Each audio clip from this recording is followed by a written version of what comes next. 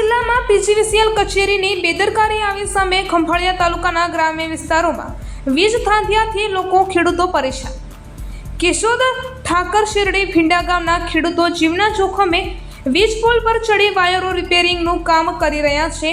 7 થી 8 દિવસથી પીજીવીસીએલમાં વારંવાર રજૂઆત કરવા છતાં કોઈ પણ રિપેરિંગમાં ન આવતું હોવાના કારણે ખેડૂતો હવે જાતે કામે લાગ્યા છે।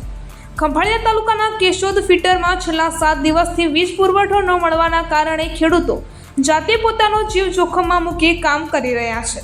ખેડૂતોનો મગફળી સહિતનો પાક સુકાઈ રહ્યો છે। પિયતની ખાસ જરૂર છે ત્યારે વીજળી ન મળવાથી ખેડૂતોમાં રોષ।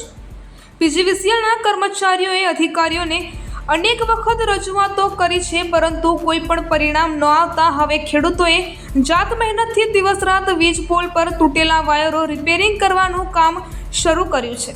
પીજીવીસીએલ કચેરીના કોઈ પણ અધિકારી કેમેરા પર કશું બોલવા તૈયાર નથી।